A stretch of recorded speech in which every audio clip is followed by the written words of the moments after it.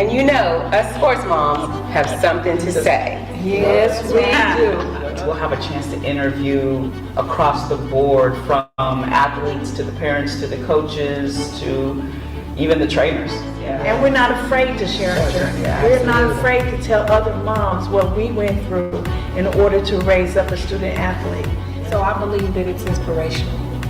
We able to tell our story, the good and the bad. We can give back positive information. Absolutely. You know, we can empower them. Yeah, I think it's time for the mothers to be a voice. Yeah. That's it. It's time for us to let you know what's going on.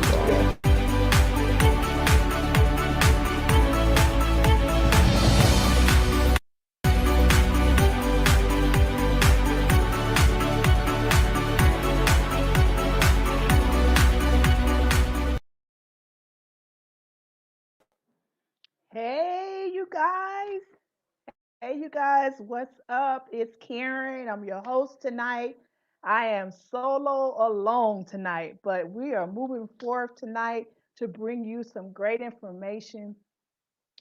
I have, I got, I'm doing the technical, I'm doing it all tonight. So excuse me if we get some bloopers in there, but it's all right. We're moving forward.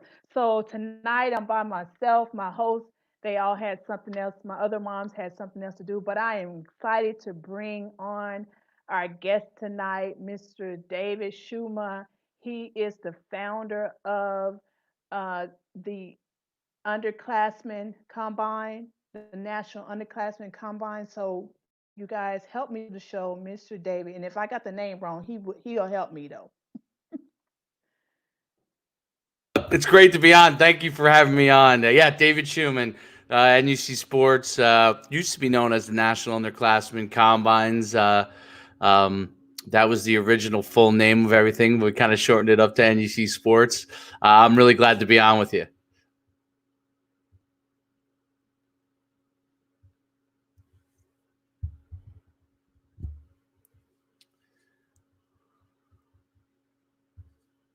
All right.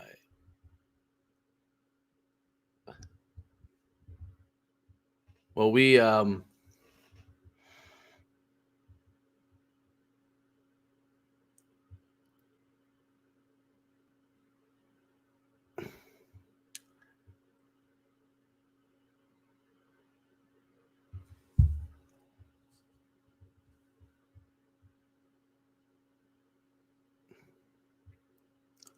think we may have lost our host here. So, uh, I'll give a little background. Uh, Dave Schuman, NUC Sports, founder and CEO. And we originally started the events way back in 2005, focusing on trying to figure out a way to help athletes get more recruiting exposure. And back then, it was a completely different time. That's almost 15 years. Actually, it's more than 15 years ago. And we really focused on testing the athletes, evaluate them on their skills, and then providing that information to college coaches. Really started before you had, we had Facebook, and I think Twitter came shortly after. But back then, people were just sending out DVDs to college coaches, and this kind of gave athletes some really quick information fast. And we really accelerated our growth to running events all over the country to really try and provide athletes the exposure that they need. So welcome back. I took over hosting duties briefly. Thank you so much. Oh my God. I appreciate it. Oh my God. See, that's awesome. You were able to just jump right in. I told you this internet has just been going crazy. It has been going crazy. So go ahead and tell me, go ahead and do your spiel. Yeah, so I was saying we started in 2005. This obviously that's 15. This will be our 16th year doing it. And when we originally started the event, it was really designed to give underclassmen, which is everybody the name National Underclassmen Combines, give them the opportunity to showcase themselves. Back then, athletes most of them got offered at the beginning of their senior year. So the athletes from our camp, we were really the first camp to run it for underclassmen. And I remember I pitched it in 2000, a couple years after being into it. I pitched it to Nike. I said, hey, why don't you run some events for underclassmen? They kind of laughed at me. But obviously now everybody runs events for younger athletes. But we were the first to do it. And it was pretty cool because that first event, which had, I think, 140 athletes at it in New Jersey, I think 21 of those kids went on to Division I schools. And some famous guys that you might know, Tyrod Taylor, who played for the Baltimore Ravens, Buffalo Bills. He's somewhere else now, I believe, maybe in Indianapolis now. And then Joe Hayden, who played for the Browns and, you know, has been all pro. And so those are the two most famous guys from those that very first event, and kind of was a launching pad. And a lot has changed in recruiting over the years, which is really interesting. Back then, people were sending DVDs to college coaches. So that's how it was done. Quickly moved to the internet. I've also been a high school coach for a long time. Been a high school coach since 2002. Been a head coach for at 4 different places. I'm at the 4th place now, Red Bank Regional. But I've been around during all those iterations, from when it went from literally VHS video to now where everything's through Huddle. But there was a time period where it was, you know, from like 2007 to like 2012, where it was YouTube was a big deal for that. Now it's kind of a secondary thing because Huddle's so big. But I've seen how that kind of all worked, and the iterations of that process. And our events have really evolved as well. You know, at first we really just ran events. That's what we did. We ran combines, and a combine is where you test them like you would see in the NFL. Now the NFL combine's televised. So a lot of people have familiarity with what a combine is. The 40-yard dash, the vertical jump, the broad jump. That's the main portion of it. But what we do is a lot of skills and one-on-ones and agility stuff as well, to get a kind of a full evaluation of them. But it really has evolved. Like now it's become, you know, we do a ton of stuff online. We do a ton of things where we put out all kinds of content to help the athletes along. And you know, I would say like 98% of that is free. So we're putting out all kinds of free content to help them. Whereas in the old days, basically it was, we ran the event and the content came from the event. Now the content really comes before that, and the event is then kind of an information push out to the schools, because they have their own process, and that process has evolved tremendously. Yeah. Now let me. There was something that you said about, you know, when you started, you're the underclassmen, and now it's evolved, and it really has evolved, because right now it's a push for like 7th and 8th graders.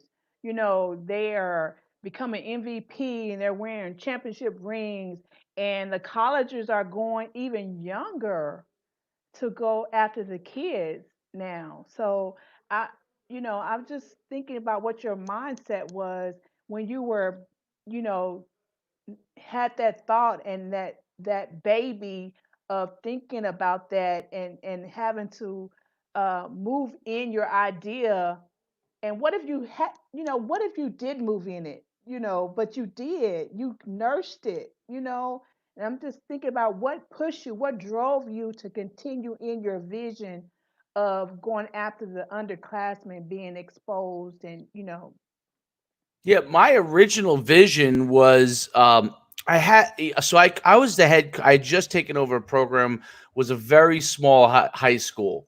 It was the high school I went to, and I had taken over as head coach, and I had some really talented younger players. And one of them, his name is Steve Baharnis. He ended up playing in the NFL. He just recently was playing in the XFL. Played in, you know, which now is, I guess, went under, but he was coming up into high school, and and where we are in New Jersey, it's not as big in Texas, but a lot of the private schools are real big and grab players. And whereas in Texas, the public schools really are the kings and in the football programs because of the large ISDs. But in New Jersey, it was a little different, and especially in North Jersey, where I was originally from. So, and everybody wanted him to come play for them. And so I created this program kind of with him in mind. It wasn't, and he attended it and did really well, and it helped him get exposure. And he ended up getting offers as a sophomore. He ended up playing at Rutgers, and was 7th round draft pick in the NFL. And but that was the original intent: was how could I create something that can help athletes who may not go to the best program or the biggest program. That was the original intent. And how could I get those athletes exposure a little bit earlier? And that with that in mind, that's where the event came from. And then it really, really grew and took off. And we realized all these different other opportunities to be able to get exposures for kids for big schools, small schools, older kids, younger kids. But really the sweet spot was really the freshmen and sophomores at the time. And that was the group we really focused on. We actually, for a long time, wouldn't let 8th graders into the event unless the kid was fully mature physically, and the parent really had a lobby for it, and show us, kind of his size. They would have to send us like, a picture of what, how big he was. So we knew that he could handle it. But that obviously has changed a lot since then. I still think from a recruiting standpoint, the sweet spot is really the sophomore year going into junior year, where you could really, if you are good enough that you end up starting fairly early, a lot of good things can happen for you. But the way that college has now come is, that junior year, guys are getting, you want to be ready for that junior year, that if you're just starting for the first time as a junior, especially at a big school like DeSoto, a lot of guys won't start maybe to their junior year. By going to the events, you could kind of build your name long before that. And then when you are starting, you could kind of hit the ground running, and your film starts to match with what you've done at events.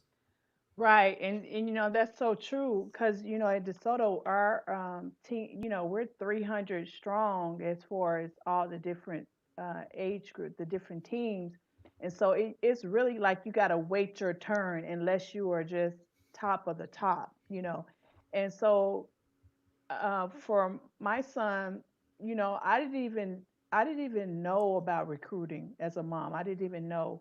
It wasn't even in my language as far as recruiting or possibility of getting a scholarship. My husband was a coach, and my son played football all along, but it wasn't even in my thought pattern until about the 10th grade. Hey, you can get a scholarship to go play football. Okay, how do you do that? And so that's when I started to research about that it's up to the parent to help their son get recruited. And so that's when I started looking for camps and combines and, where he could go and get better. And that's how I found you. And my son attended your combine. Now tell me, what's the difference between a camp and a combine? Help me with that one. Now we kind of, our combine is kind of almost a camp now. It's kind of evolved, but originally the combine is really focused on testing. So, when you hear a combine, that you're going to be tested probably on the 40-yard dash, some version of the vertical jump, broad jump, maybe the shuttle run, maybe the 3-cone, but you're going to get some sort of timing and testing to really evaluate how fast you are, how high you can jump, those kind of things. Whereas a camp has many different forms. A camp has a lot more football components to it, where you're doing drills. You might be doing agility drills, positional drills. You might be doing some 7-on-7 stuff, some 1-on-1s. And it could be highly instructional based. It could be competition based. So camp kind of has a little bit more involved. Originally we were combine, and really testing was the main part. We didn't do a ton of agility drills. This is going back to like 2005, 2006. We probably did about a half hour of it. Now it's probably more on the camp side of it. Even though we do the testing, we do a lot more on the drills and stuff, because the kids want to do that, and who doesn't? That's the fun part. So we really evolved that. And but yeah, it's a combination of competition and instruction. And so when you see like college camps, like by TCU has one, or Texas, those camps might have some testing in it, but the primary focus of it will be like the drills and the positional work and the agility stuff, to see where they are from a kind of a football skill standpoint. Yeah, and I know back then that you you had to be verified. Those, how fast you want run and your vertical and all that kind of stuff. You were verified, and so when you go to these different camps, is one of your combine, is that one that can verify that you actually um, ran those routes? And I think like when you get listed like on the ESPN top 100, Right. top 300, it'll have their weight and their drills and stuff, and it'll say verified, like Right. somebody officially verified them. Right. So we're a separate entity from those guys. So where we'll have them at our events, but we for years we had partnerships with them, but both parties kind of went away from that because it's so easy to get information out with the internet. So they can Hmm. grab your information really quickly, and with an email find out, hey, did this kid run this at your camp? Yes, pretty simple. In the beginning, it wasn't like that. So it was much harder to verify what somebody did do, and the trusted sources that are out there were limited. They're still limited now. So like we're partners with the NCAA. We're one of their NCAA certified recruiting services. Oh, okay. Um, but there's a there's so many events, and it's very confusing for parents now. Like I said, when we first started, it was us, Nike events, maybe Under Armour had something, Right. a handful of companies maybe. Right. When your son went, there was probably still only about a handful of companies doing it on a national basis. Now people running events for fourth graders, it's all over, and Right. that part has changed radically, and it's also confusing for parents because of that. So, I try to tell parents not to get. I used to really get so focused on the recruiting end of it. And now I'm kind of more, because the way it is, you're going to have a lot of opportunities to take, let's say you come to our event and the parent films it at the event and posts it on Twitter. Like it happens like that now. Whereas before, like you would have to call us up. Hey, can I get a copy of the video? Like you don't have to worry about basically the Right. parents video with their phone. They put it out there. So you don't have to go through a whole convoluted process. So I said, I try to tell them, focus on competing and learning when you're there, Hmm. because really you could go video and have it and tell the coach he ran it at this event, and the coach can easily verify that by reaching out to that program if they wanted to. So that part's changed, so they can really focus on the competing. I always say, hey, listen, if you want a video from the stands or get close to the fence and video, you can certainly do that, because that's a quick and dirty way to get your information out there right away. And it's no different than what anybody else is sending out there, because the phone is so good at being able to put information. And you don't need to have a big handheld camera to do it. You could find out what your son ran. You could videoed his 40 from the stands with an iPad, or, Right. and you cut it up real quick on your phone and you put it on Twitter, send it out to coaches, and they could recognize you real quick. So Yeah. those are efficient ways to do things that years ago, even though we had the internet, people didn't have the iPhone, couldn't do all the things it could do now. the capability to edit a movie right on your phone wasn't there. It is now. You could do that really quickly. Yeah, I mean, you could literally, if you wanted to, stream your own combine right from the stands. I mean, you could. Right. You know, so those capabilities are there. So the key part of these events is to go out and compete and be ready to compete, because there are a lot of talented kids there, and for you to stand out, you really want to be able to be ready and mentally ready and physically ready to compete. So is that the message for the parents? Is the purpose of your combine is just getting the kids more practice in competing, especially if they are sitting on the bench and not necessarily getting that playing time? Absolutely. So, there's exceptions with that. So you go run a great 40, and even though you haven't yet stepped on the field, or you're 6'5", but yet you haven't stepped on the field, but you're going to, and you play like at a program, well, DeSoto's is probably top 5 program every year in the country, but something close to that, right? A big school where it is harder to get on the field. By going to an event and testing well and getting some measurables, that could kind of prime the college coach to know, hey, okay, let me watch this kid's film as soon as he does step foot on the field, because we already know, let's say he runs a 4.6 at 40-yard dash. We already know he's athletic enough to play for us. But we want to know that he's a good football player as well on the field and pads. So it's like a matching process. And sometimes one thing's ahead of the other. Ultimately, the goal in the end is to have both of them matching, the ability to be a great athlete for your size and to have great film that shows you're a great football player. Those are the keys to playing at the highest of the highest levels.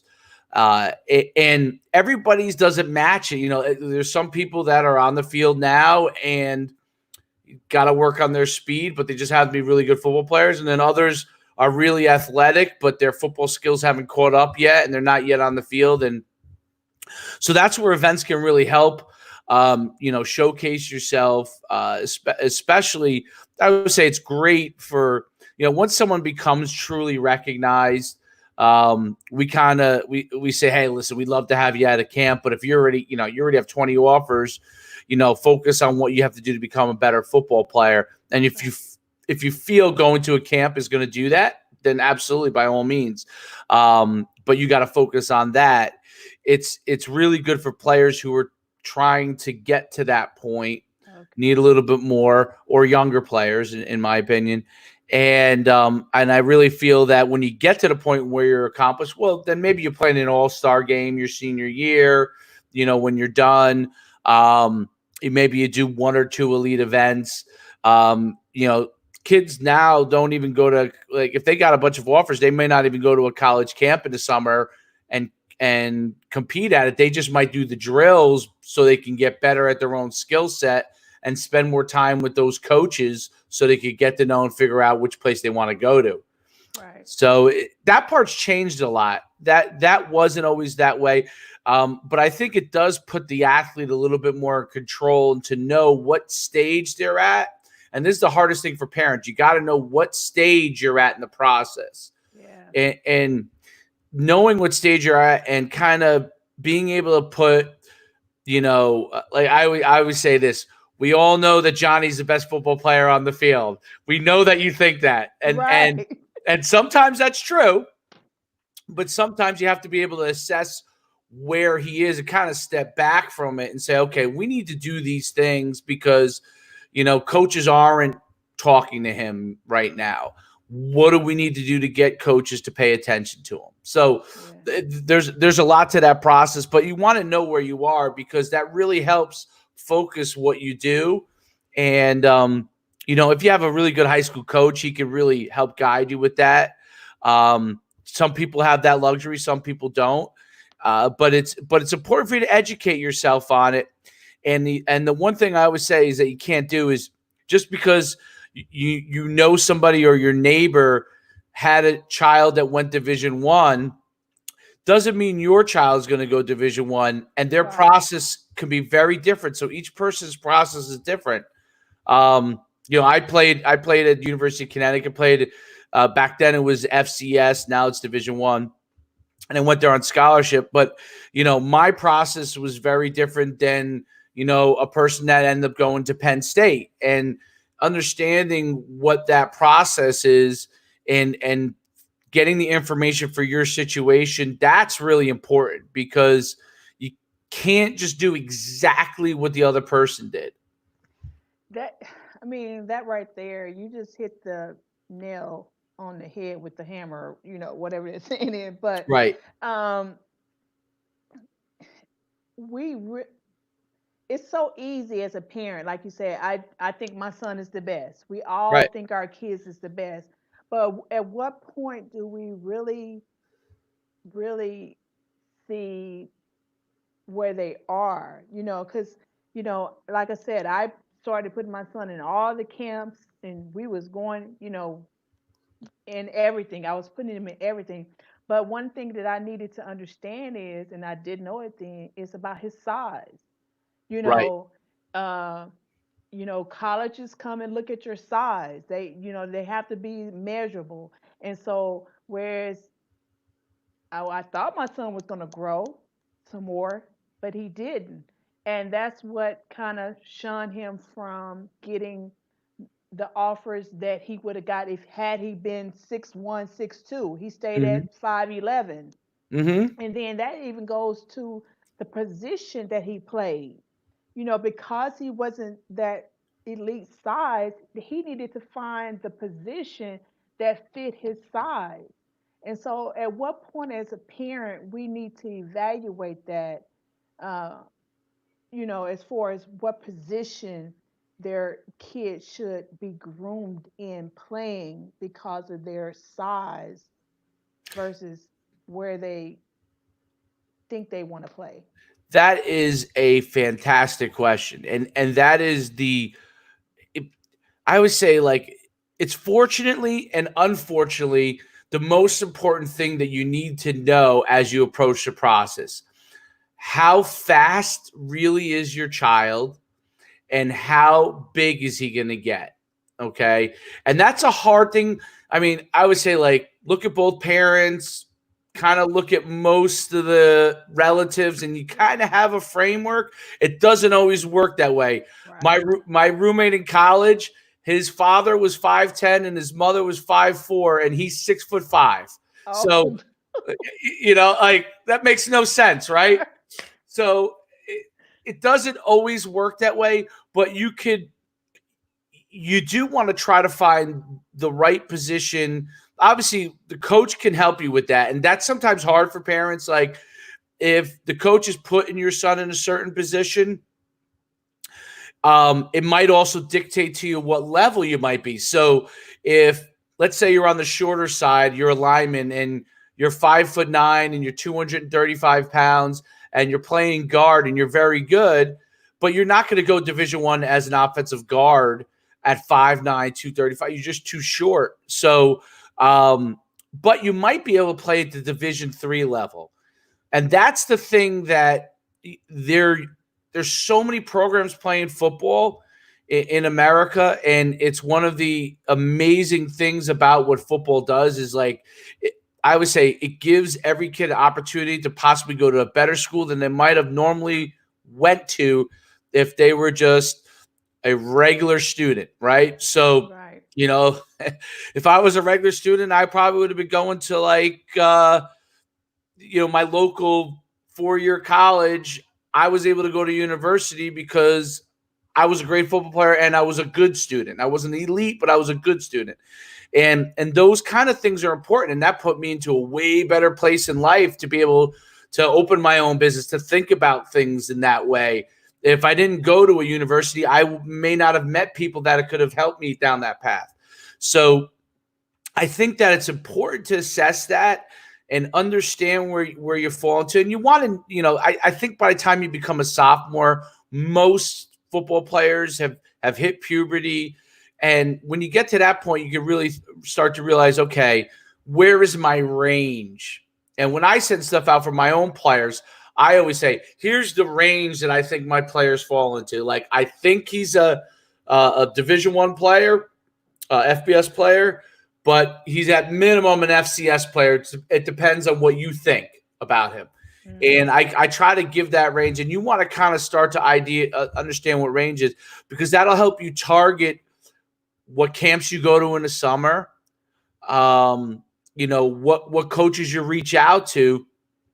And unfortunately, and you've probably seen this too at DeSoto, so as many kids have gone on to great programs, and there's an abundance from DeSoto, you probably can name dozens of kids who should have went somewhere but kind of made the mistake in their process and either didn't even get an opportunity because of it. And I think that's an important part. Like you mentioned, it's the parents' responsibility. Depending on the high school at, like, I have a lot of knowledge in this area, so I'm able to guide my high school kids and help them a lot more than maybe a high school coach who doesn't have that knowledge in the area. And what parents need to understand is, just because your high school coach could be a fantastic football coach, but may not be great on the recruiting side. So that's really important so you might win a lot of ball games, but if that's not his forte, then you may not have as many players recruited, and you won't understand why. That's why you have to take that responsibility on yourself and work with the coach in partnership. And trust me when I say that, like, and I tell this to my players all the time, the more proactive you are, the better I can do my job. So I'm really proactive with schools for my players, but and obviously on the NUC side, this is what I do. So, but the more proactive they are, I found that the more proactive they are, they've always been in way better position than if it was just me pushing from my side. And it's time and time again that the players who work as hard on their own process as I'm working to help them, they always land in the best spot for them. And that's the key, the best spot for you, right? You want to go to a school, especially now, college coaches. I mean, they change jobs like they change clothes, right? Right. So it's important to choose a place that you really think you want to be at. So, and it's changed radically since I started, but the players are more in control now than they ever have been. With the portal and all those kind of things, you really have a lot more control as to if you make a mistake, to be able to change that mistake. And that's, I think, a real important thing, is that to understand that you do have control. So take the time to figure out the right place for you. Right.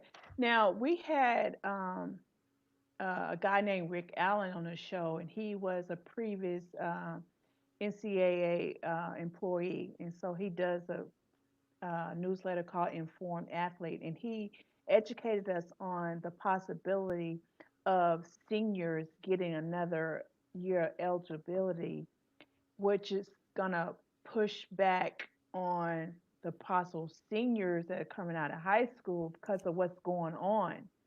So, how do you think the high school athletes should deal with that? I mean, because that's going to cause a bottleneck. That's going to cause a pushback. What's your thoughts and how you think the high school athletes or the high school coaches should deal with that? It's something that you're not able to control. So what ends up happening is you may have less scholarships available at each level, right? So that creates that bottleneck. And you have two bottlenecks now. So you have the bottleneck for this year. Hopefully this doesn't happen again and again, but if it does, we have problems that have nothing to do with sports, right? So, but it creates two bottlenecks, at least for this year. The second bottleneck being that the transfer portal, creates a situation where college coaches can grab a player from the portal that's already been playing and bring them in. So they're now saving 2 or 3, sometimes 5 scholarships for guys in the portal. So for high school athletes, there is a little bit of a squeeze. I mean, I've seen it as a high school coach where they're slower to move on players than they used to be. They used to be much quicker on jumping on players. And this is really the last few years since the portal, a couple of years since the portals happened, because they can grab a player. And so, yeah, I think the key is to go through your process, but don't be married to where you think you belong. Find the right place, because some of those players that in the old days stayed at the school and kind of rode the bench and then one day climbed up, hopefully, or if they didn't, they just were, a backup. Those guys are transferring out and they're leaving and they're going to a place where they can play. And that takes away from at that school, maybe 2 or 3 or maybe 5 players that would have been recruited at high school. That's one of the things that the NCAA is trying to figure out. How do we handle this? Because we don't want to limit opportunity, but that's one of the unintended consequences of the portal. So once you get into a school, like you choose a school, the players have a lot more control over their future, meaning they're not locked into a place if a coach leaves, that kind of stuff. But getting to that point is a little bit harder now because of the portal. So, that is, and only over time are we going to really see, how that evolves. They'll probably change certain things there. But that is they have to recognize that there might be a few less scholarships at each level.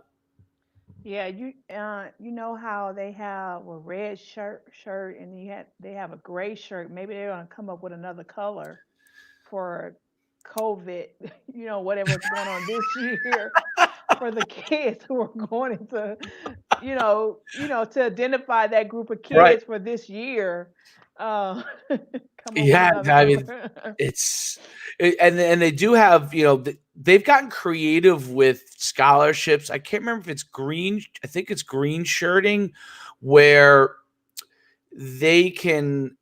It's either green or blue shirting. And by the way, there's so many of when I played, there was red shirt. That was it. I think there's like white, green, blue, gray, and red now. But I think it's so. If I make a mistake on it, get the point of the message is that they are now having a situation where they are taking an athlete into the school, and what they're doing is that their scholarship does not become activated till they step foot on campus, which allows them to not use one of the scholarships. So that scholarship then applies for next year. So I think they call that green shirting. So that's an unusual thing as well. So that's some of the things that they've used. So it's important for the athletes to go and get familiar with that. I think you got a question there. Yeah, Miss Shannon says, with less scholarship, how would that affect college and enrollment? With the colleges and their enrollment, with less scholarships, how will this affect the colleges and their enrollment? Well, they still have the same scholarships available, but as far as their enrollment and as far as, well, it depends on the levels. Division I, FCS, they have set number of scholarships, so it's 85 and 65, and so those are the same number of scholarships no matter what. It's just how they apply them, and they're creative with applying some to the next year so they can bring in more people now. But at the lower levels, that's a very good question. If there's less money available, how at the Division III and Division II level, where most people are paying to go there, if there's less scholarships, that's significantly going to affect the enrollment. And in a lot of the smaller colleges, the number of players on a football team, especially Division III, actually boosts those colleges' enrollment and brings them revenue. So they're trying to, let's say a school costs $50,000 a year, they're trying to scholarship them in academic money $20,000 to $30,000 so they can get 150 football players to come to their school, because that boosts their own enrollment and the programs that they could have for other students. I mean, my head just blew with that because, with the colleges being shut down, they're losing money. Right. And, what they would normally be making money from is their basketball teams and that's going to trickle down in even being able to offer as many scholarships, which is going to affect Absolutely. the enrollment. I mean, it's just gonna keep trickling down. For this year, especially, you're going to have, I mean, there's already a few, smaller schools that have shut down, right? Because they can't afford it. It's a great question. And this is probably a question we could spend the whole show on, probably. And it's one of those things where, and I'll use this example. So there's a conference called the Northeast Conference. It's primarily an area where I live. It's FCS. They're allowed to have 65 scholarships, but I think they are building it up, and I think they might use 45, or maybe they have the full allotment now. But those schools don't have as big an endowment as, say, like Texas, and they have to go in. They may not be able to afford some of those scholarships for the players. I missed that question there. What did he? He was just making a comment that group of kids is defined by a gray shirt. Oh, gray shirt. There you go. Okay. Yep. Yeah. Well, the gray shirts. No, the green shirt is when they can enroll in the fall. The gray shirt is when they have to wait till the spring to enroll, or the ones who come in early beforehand and their scholarship doesn't apply to the fall. So the green is they actually make them walk on, and then they give them a scholarship when they show up. So they're not a recruited scholarship. So, but the gray shirt is when they delay that scholarship to the following semester, or they bring them like you'll see this with freshmen that enroll early. They won't actually start them till the fall, and their scholarship won't count until the fall. So there's slightly different things with green and gray, but it's the same concept. It's delaying where the scholarship count is to the next semester or the next season. But that would cause is for a lot of parents depend on the scholarship in order to get their kids, especially in these D1 schools. Right. So that's going to cause the parents to have to get loans in order for 100% their problem. get Yes. into the school until they can get a scholarship. So Absolutely.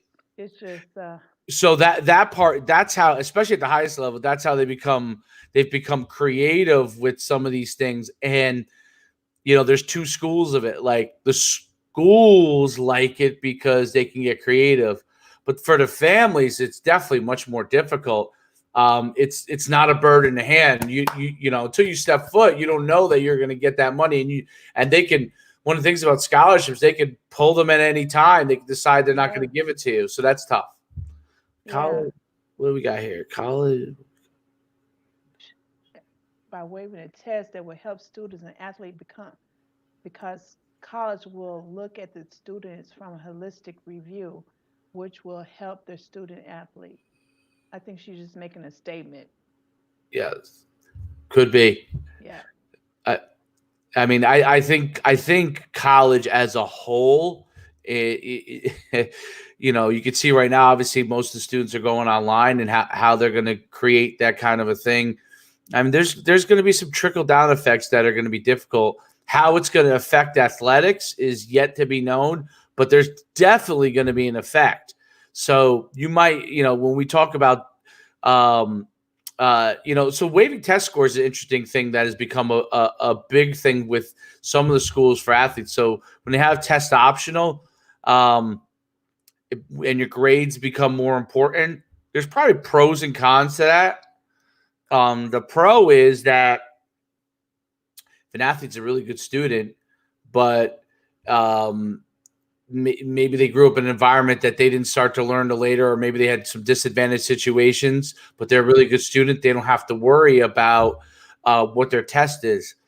The negative side is if you have a kid who's very smart but was lazy, he's not going to be able to get a high test score and then make up for it to be because that balance of scale. Now, from a sports standpoint, some of these questions are outside of sports, but from a sports standpoint, the college coaches in football in particular, every day, all day, they'd rather have the student that they know is the better student and less test scores because they know that person's going to work hard. If they got good grades, more than likely they're going to be hard workers.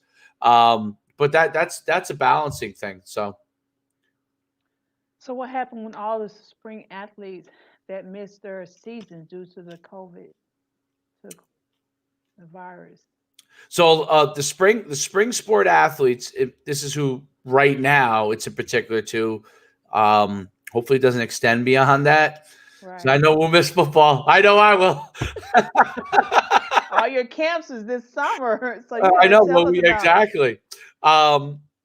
So what would happen for them? So those athletes are actually getting that year back, right. if they want it. And if they're on scholarship, obviously they're getting that paid for. Now, if you're at a lower level, Division II or Division III, you really kind of have a decision on your hands. So let's say you ran track or played baseball or softball or any tennis, whatever sports are going on in the spring. You kind of have if you're paying for school, even if you're at a Division I level and you're paying for school, you really have to think about is it worth me coming back another year because you're going to be paying for it? And I think that's the tough and disappointing part of this whole thing, which obviously none of us have control over kind of how this part is.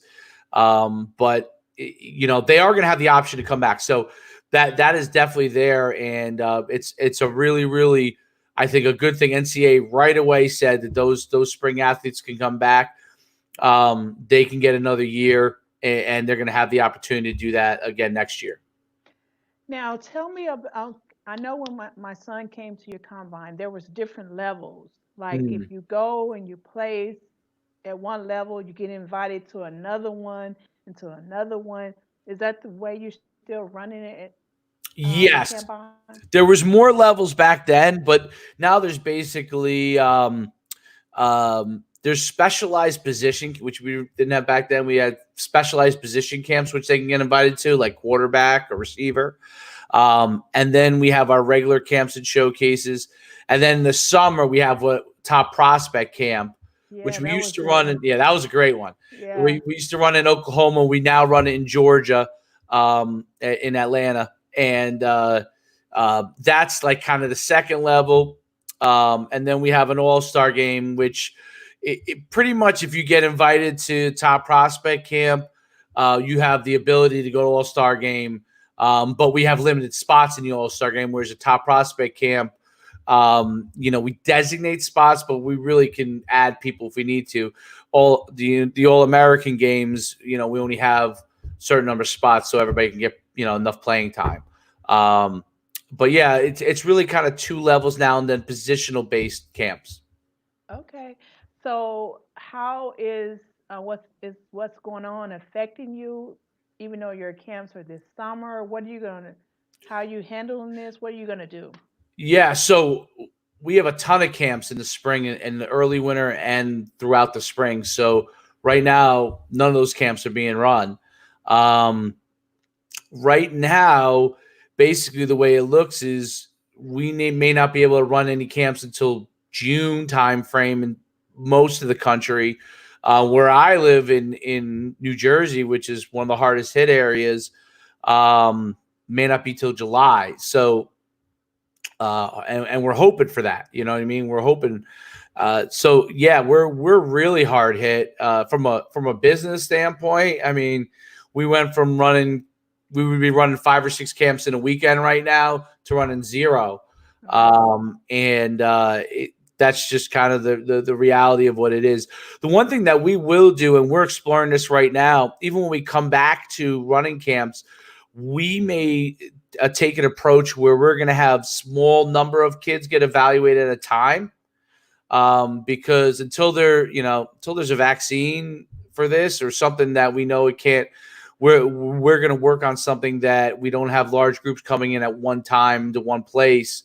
So our camps, even if we run them this summer, most of those camps will probably be, and we're working on this right now, some form of waves of groups. So you might have 20 kids come at 9 a.m., another 20 at 10 a.m., and instead of kind of spreading it all out, working them out for that time frame, and then bringing them back again the next day for that time frame, and spreading it out so 200 kids can go over 8 to 10 hours and get all the things that they need, get evaluated. But we're looking at that right now, and obviously what happens with, what comes down from the government with the guidelines as to what we can and can't do. We're obviously going to follow that to make sure everybody's safe. Okay, so tell everybody how they can get in touch with you and with your camps and sign up. Yeah, most of the athletes and parents reach out to me on Twitter at Coach Schuman, and that's just my last name, like it's showing up here, Coach in front of it, and then NUCsports.com. And what's really cool about the NUCsports.com site, it used to be just register and come to the camps. Now we have endless amounts of content on there. So from drills to articles to videos, all of it free to be able to help athletes, find their way through this process. You can really search and type in and find a ton of content that's available to you. Obviously, if you want to come to a camp or any of the recruiting programs we have, we'd love to be able to help you in any way we can. So Awesome. So thank you so much. I think we had one more comment from sure. Shannon. She says, how many athletes do you think will be lost in all of this? As far as, not that question is coming from, kids not being able to work out, or they're on that regimen of routine. And so now, since they're locked in, they're getting kind of laxy daisy, and those who don't have stuff to work out, where they're getting out of shape, and the desires of playing the sport, do you think that we will lose a lot of athletes doing everything that's going on? Yeah, it's upsetting to me that, there are kids that have resources to be able to work out still, meaning you have a nice big yard, you can go work out, you happen to have a little weight room in your house, you can go work out. And then there are kids who only can do manual stuff. I think what's been really good is coaches like myself, and all over, I see it all over Twitter, and there's a ton of coaches that have put out a lot of free information for what you could do if you don't have weights, and what you could do if you do have weights, what you could do if you can get to a park, what if you can't get to a park or a field. I think athletes are going to have to be more proactive, and I do think that there's a lot more personal responsibility here for the athletes, which is tough for some really young kids, because a lot of young kids are learning that. There are, I would say, look, every program you go to, you have, no matter where it is in the country, you're going to have your kids that you don't have to tell them nothing, and they're going to do everything right. Right. But, most kids need coaches and teachers and parents to be able to help guide them. Yeah. And so from that standpoint, I think as a community, everybody has to be able to do their part to try and help them. And, whether, and that's just not just working out. Like with my kids, we do, we've been doing Google Meet calls every Monday and Wednesday. And it goes twofold. I go through plays and stuff like that with them, but it also gives me an opportunity to check in and know which kids are there and which kids aren't. And so we have like 80, 90 kids in the program, but we'll have like 40 kids on the call. So I'm like, well, where are these kids? Right? What are they doing? Maybe they don't have internet access, which that happens. And so our whole thing is like, beyond sports, do the kids have food? Right. Yeah. So we make our captains and myself, and this is one of the big things I say, if you're, one of my captains, and any coach that listens to this can really use this. Any captain you have, I tell them, if you know of someone that's struggling with something, because sometimes kids won't tell you, like they'll just, soldier on through, and they don't have enough to eat, but they're not going to say anything because they don't want to. Right. Nobody to know. Yeah, they're young. They don't understand that. They don't want anybody to know. So I would say, my captains, if you know somebody struggling, that's exactly right. We check on them. My captains, in every single one of our calls, we always, at the end, we go, hey, and my captain is most proactive is this guy, Brian Nowitzki, very, very proactive kid.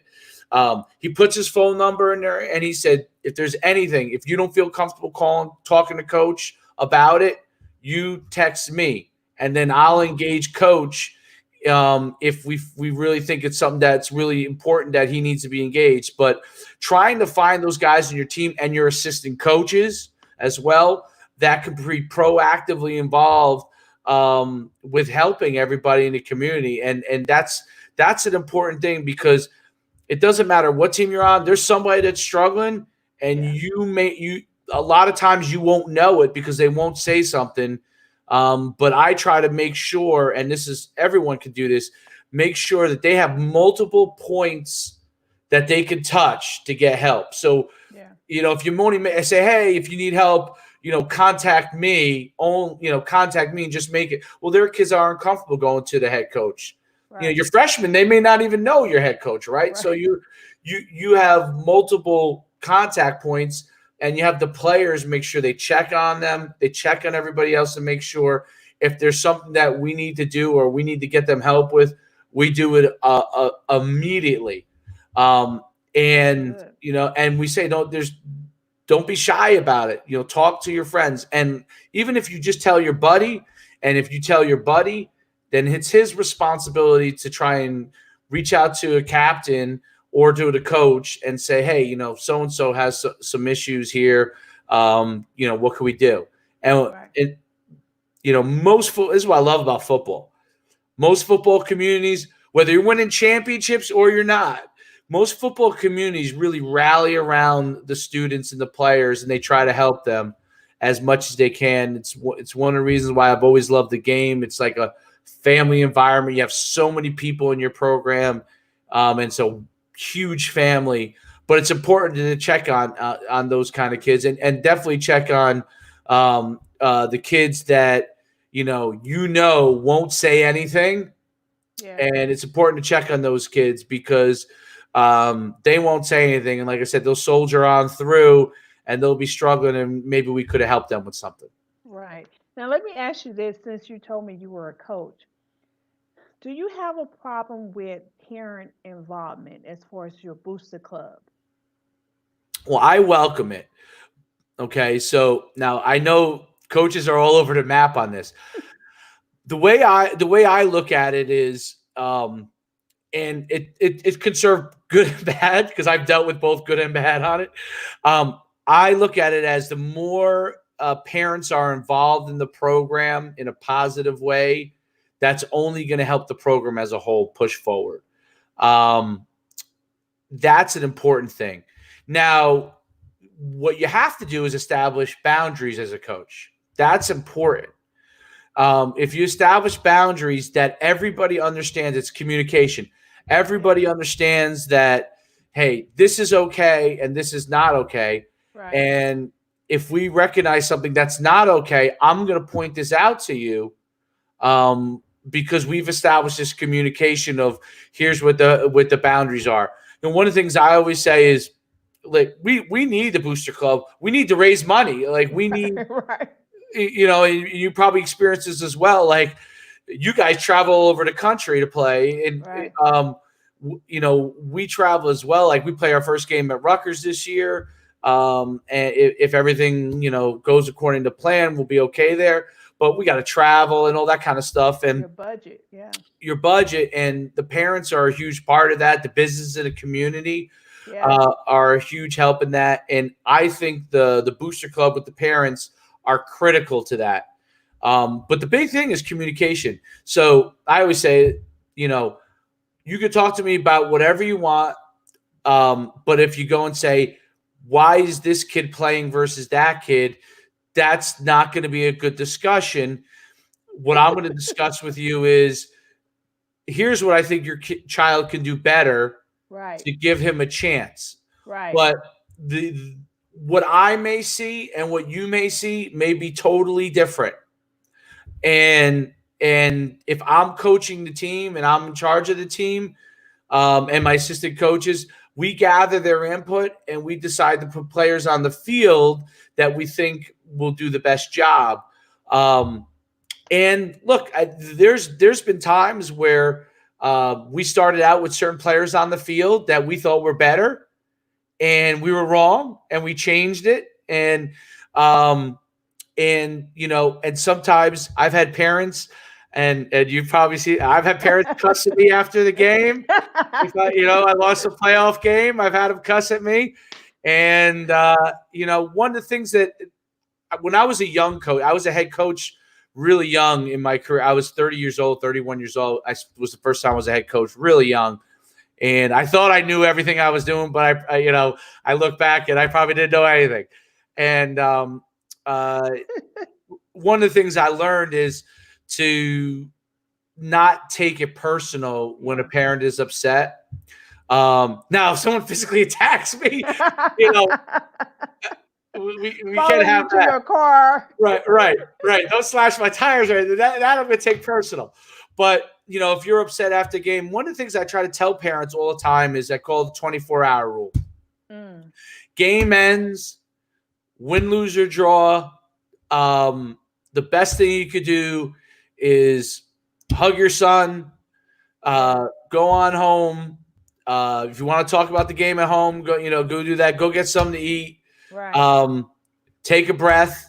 Right. And then if there's something that's really that important in the morning, then you go and talk to coach about it. And one of the reasons why I say that is, and it happens since I've been coaching, this will be my 19th year coming up. Every year somebody gets mad after a loss, and it's not like we lose a ton of games, but we lose a game. Someone gets mad after a loss and says something they shouldn't say. Right.